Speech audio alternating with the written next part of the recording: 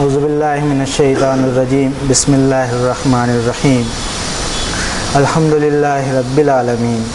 الرحمن الرحیم مالک یوم الدین ایاک نعبد و ایاک نستعین اہدنا الصراط المستقیم صراط الذین انعمت علیہم غیر المغضوب علیہم ولا الضالین آمین۔ الحمد للہ نحمدہ ونستعینہ ونستغفرہ ونؤمن بہ ونتوکل علیہ ونعوذ باللہ من شرور انفسنا ومن سیئات اعمالنا من یہدہ اللہ فلا مضل لہ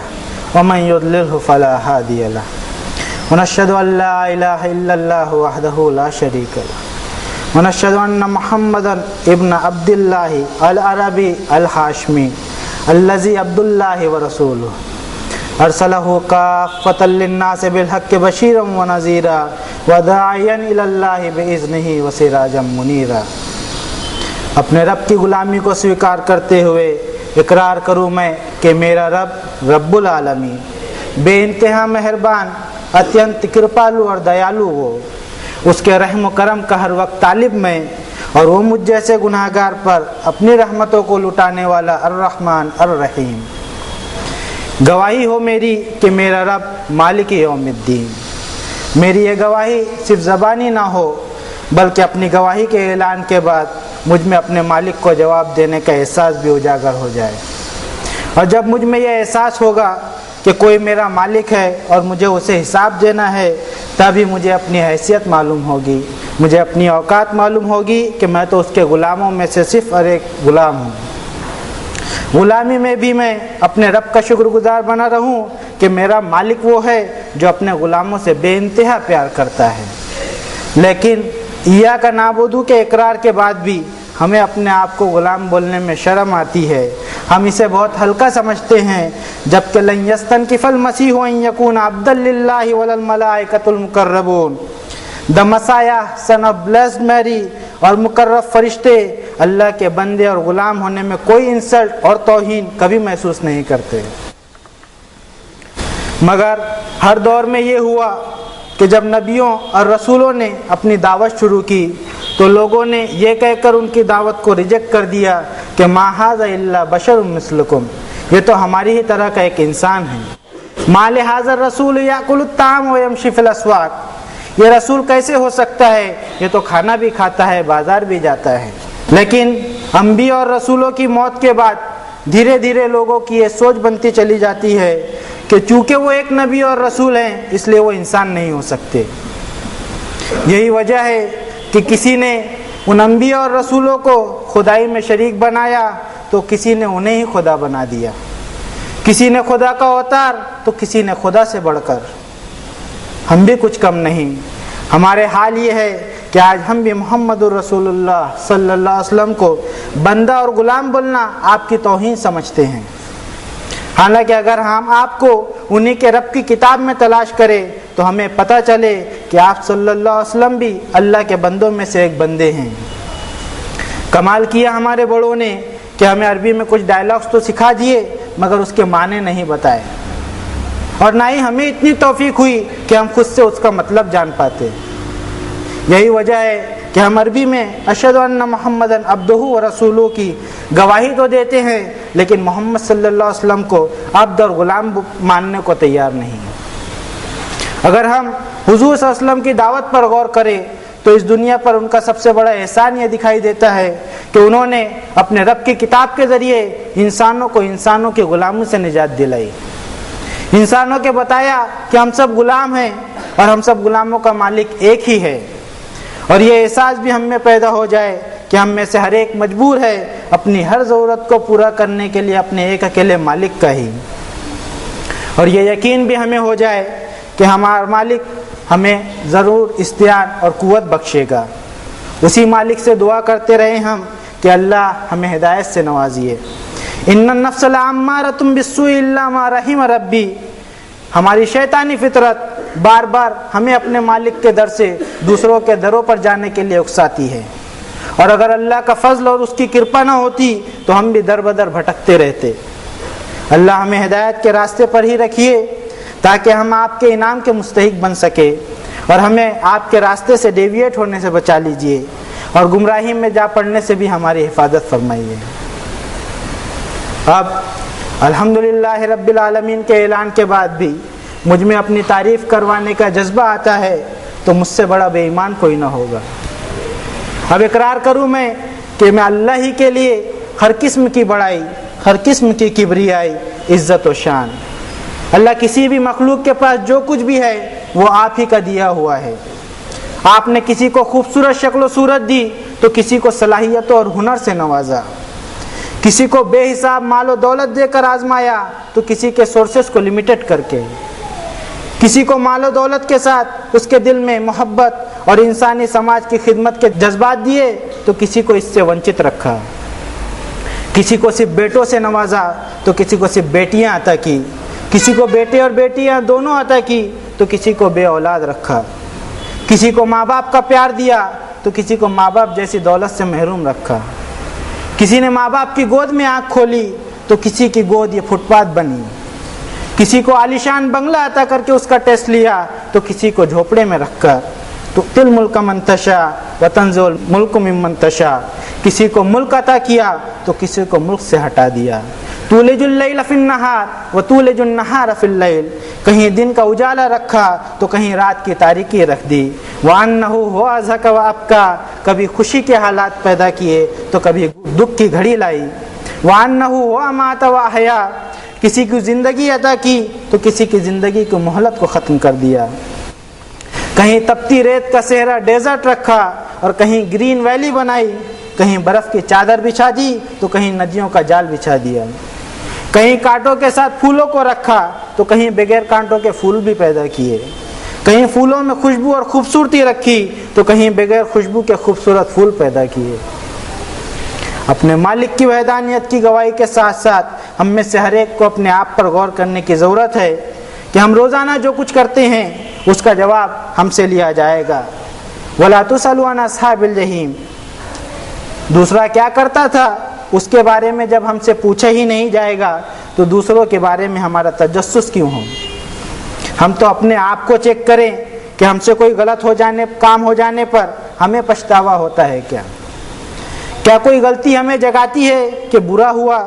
اور ہم فوراً توبہ کر کے اسے ڈیلیٹ کر دیتے ہیں کیا ہم لوگوں کو درس دیتے رہیں اور انہی باتوں پر جب عمل کرنے کی ہماری باری آئے تو ہم بڑی خوبصورتی سے اپنا دامن بچا لیں؟ یہ کام کم از کم ان کا نہیں ہونا چاہیے جو اللہ کے پیغام پہنچانے کے دعوے کرتے ہیں، بلکہ ان کا تو کام یہ ہونا چاہیے ما انا اخالفکم الی ما انہاکم، کہ جس چیز سے میں دوسروں کو منع کر رہا ہوں وہی کام میں خود کرنے لگ جاؤں تو مجھ سے بڑا بدنصیب بھی کوئی نہ ہوگا۔ ہماری زندگی پانی کی طرح شفاف اور ٹرانسپیرنٹ ہونی چاہیے، ہمارا بیرون ہمارے اندرون سے میچ کرنا چاہیے، ہمارے انر اور آؤٹر میں تضاد نہیں ہونا چاہیے۔ سب سے زیادہ محنت کرنے کی ضرورت ہے ہمیں اپنے آپ پر، اپنے اندرون کو سدھارنے کی ضرورت ہے۔ ہم جب کوئی گھر بناتے ہیں تو ہم بلڈنگ کو سب سے پہلے اندر سے ڈیکوریٹ کرتے ہیں، سب سے پہلے انٹیریئر کر کے اسے رہنے لائق بناتے ہیں، بعد میں باہری ڈینٹنگ پینٹنگ کرتے ہیں۔ ہمیں خود ہمارے شہر میں کچھ بلڈنگز ایسی بھی دکھائی دیں گی کہ وہاں سالوں سے لوگ رہ رہے ہیں، لیکن جب سے وہ بلڈنگز بنی ہیں تب سے آج تک اسے پینٹ بھی نہیں کیا گیا۔ ہم اپنی عمارتوں کے تعلق سے تو ایسا بالکل کرتے ہیں، لیکن اپنی خود کی ذات میں ہم ایسا نہیں کر پاتے۔ ہم ظاہر کو تو بہت سنوار کر رکھتے ہیں جس پر انسانوں کی نظریں ہوتی ہیں، حالانکہ ایک دن یہ جسم زمین کے کیڑوں کے خوراک بننے والا ہے، لیکن اپنے باطن کی ہمیں فکر نہیں جس سے ہمارا پیدا کرنے والا حساب لے گا۔ حالانکہ ہمارے پاس حضور اکرم صلی اللہ علیہ وسلم کا اسوہ موجود ہے کہ آپ صلی اللہ علیہ وسلم مکہ میں 13 سال اور مدینہ میں آخری 10 سالوں تک انسانوں کے اندرون پر کام کرتے رہے۔ انہوں نے انسانوں کے دلوں کو بدل کر انسانیت کے جوہر چمکائے اور اپنے ساتھیوں کو اندر سے اس قدر مضبوط کیا کہ پھر کوئی بھی بہاؤ انہیں بہا نہ سکا، نہ ہی کوئی آندھی انہیں اڑا سکی، بلکہ وہ ہر طوفان کا ثابت قدمی سے مقابلہ کر سکے۔ ان کی کوالٹی بتائیں اللہ تعالیٰ نے اپنی آخری کتاب میں محمد الرسول اللہ والذین معہ اشداء علی الکفار رحماء بینہم تراہم رکعا سجدا یبتغون فضلا من اللہ ورضوانا سیماہم فی وجوہہم من اثر السجود ذالک مثلہم فی التوراۃ ومثلہم فی الانجیل۔ محمد صلی اللہ علیہ وسلم اللہ کے رسول اور پیغام پہنچانے والے،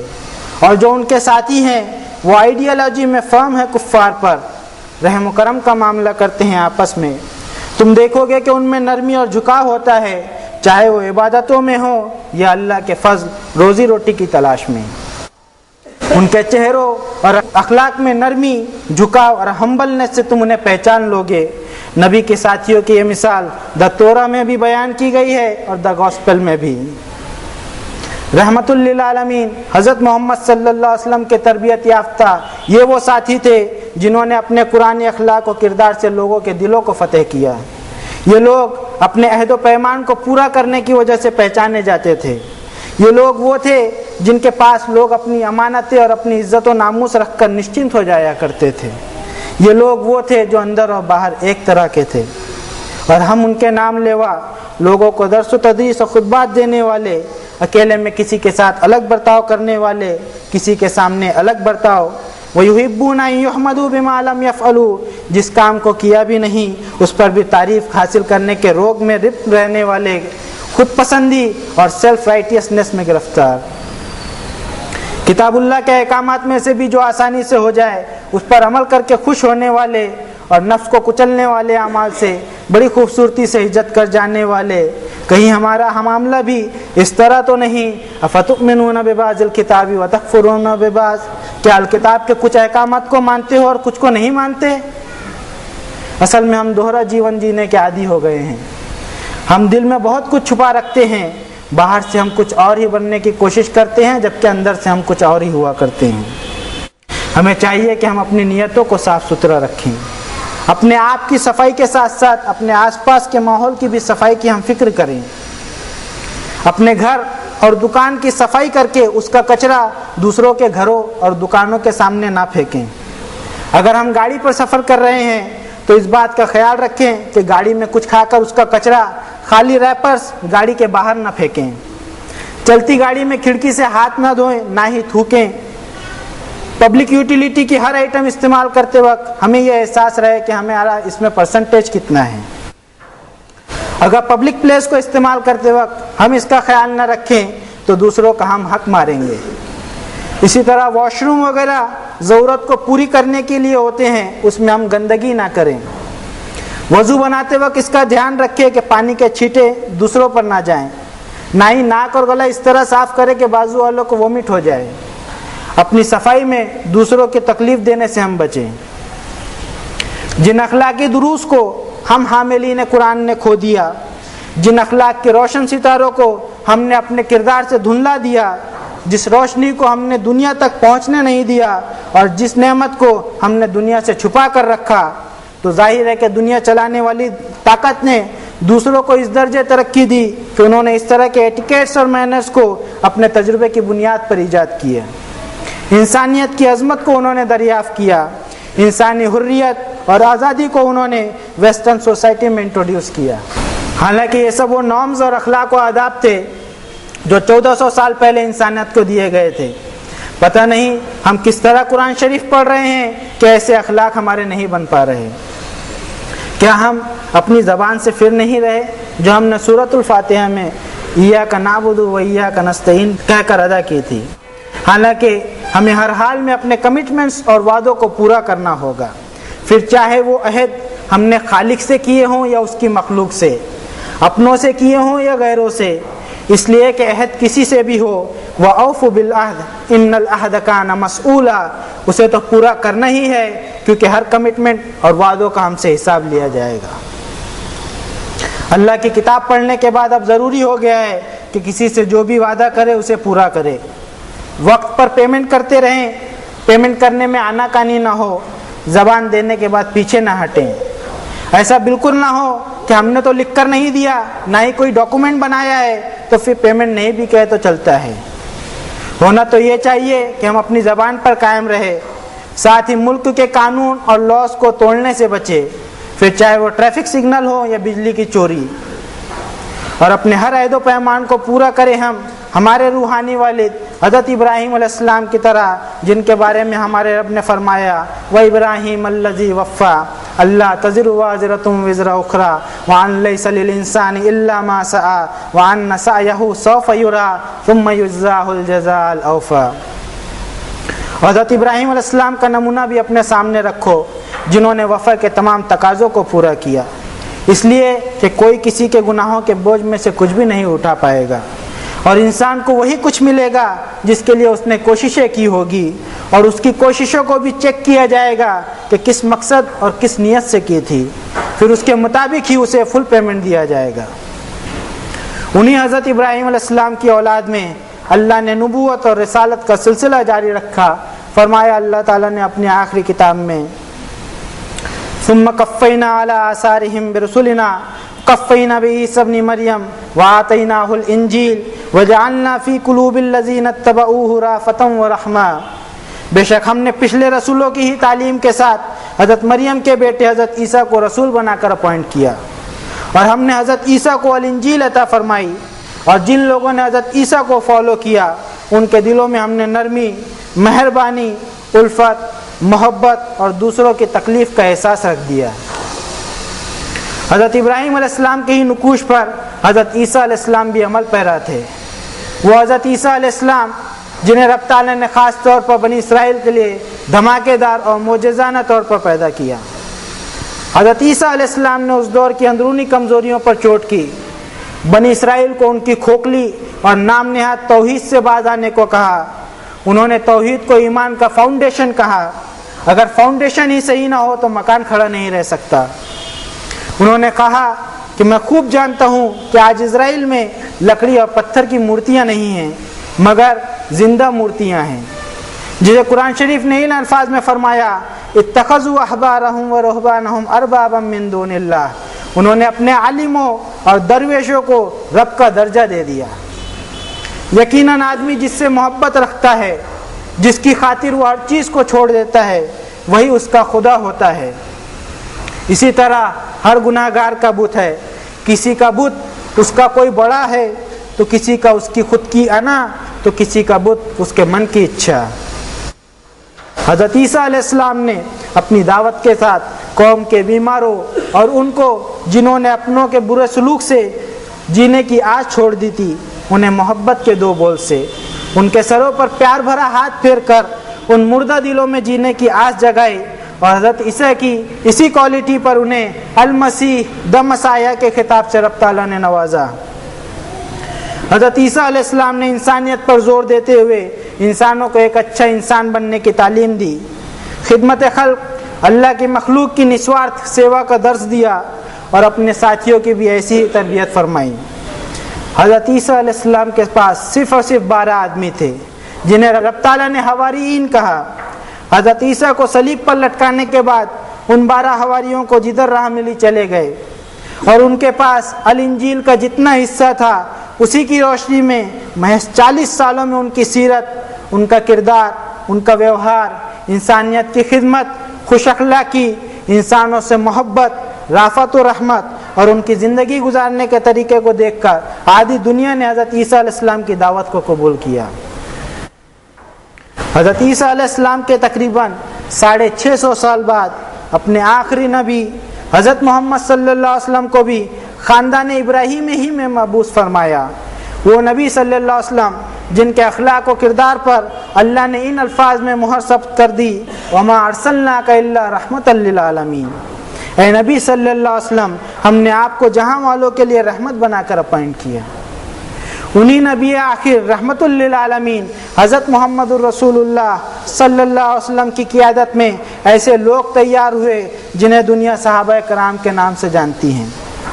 اصحاب رسول صلی اللہ علیہ وسلم نے اپنے اخلاق و کردار کو اللہ کی کتاب اور نبی کریم کی تعلیمات سے اس طرح سنوارا کہ وہ عیسائی دنیا جس میں حضرت عیسیٰ علیہ السلام کی تعلیمات موجود تھی، انہوں نے بھی جب صحابہ کی زندگی کو دیکھا تو اہل کتاب کی ایک بڑی تعداد نے اس دین کو قبول کیا جس کا عکس ان کے پاس دھندلا ہو چکا تھا۔ آج دنیا پھر اسی دو راہے پر آ کر کھڑی ہے۔ آج دنیا امن و شانتی کے لیے ترس رہی ہے، آج رشتوں کی بے حرمتی ہو رہی ہے، آج ہر طرف خواتین اور غریبوں کا الگ الگ نام سے شوشن اور ایکسپلائٹیشن جاری ہے۔ آج پھر لوگ دوہرا جیون جی رہے ہیں۔ آج ضرورت ہے ہم حاملین قرآن اپنے آپ کو کتاب اللہ سے جوڑیں، اپنے اخلاق کو کتاب اللہ اور حضور صلی اللہ علیہ وسلم کے اخلاق و کردار کی روشنی میں سنواریں۔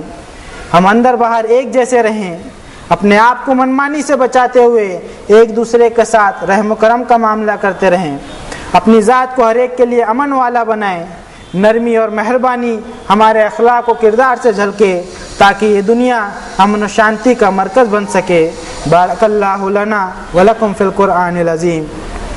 ونفعنا وإياكم بالآيات والذكر الحكيم إنه تعالى جواد كريم ملك بر رؤوف رحيم أقول قولي هذا وأستغفر الله لي ولكم ولسائر المؤمنين فاستغفروه إنه هو الغفور الرحيم۔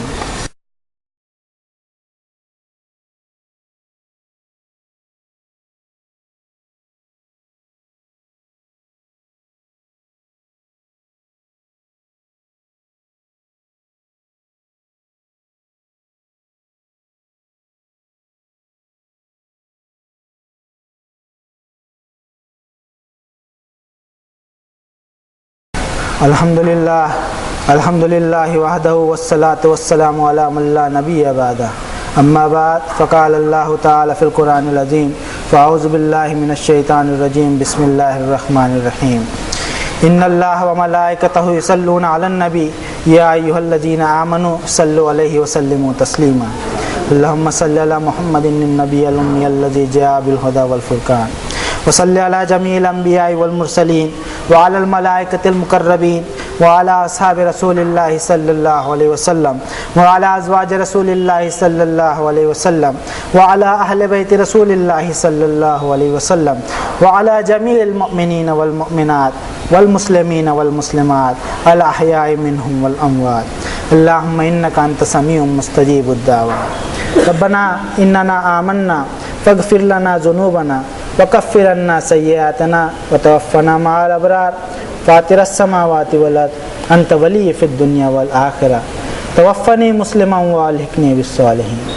ربنا لا تزغ قلوبنا بعد اذ ہدیتنا وہب لنا من لدنک رحمہ انک انت الوہاب رب اغفر وارحم وانت خیر الراحمین ربنا اصرف عنا عذاب جہنم ان عذابها کان غراما انها ساءت مستقرا ومقاما رب اغفر وارحم وانت خیر الراحمین رب ارحمهما کما ربیانی صغیرا رب اوزعنی ان اشکر نعمتک التی انعمت علی وعلی والدی وان اعمل صالحا ترضاہ وادخلنی برحمتک فی عبادک الصالحین ربنا آتنا فی الدنیا حسنہ وفی الآخرۃ حسنہ وقنا عذاب النار اللہم انصر من نصر دین محمد صلی اللہ علیہ وسلم واجعلنا منہم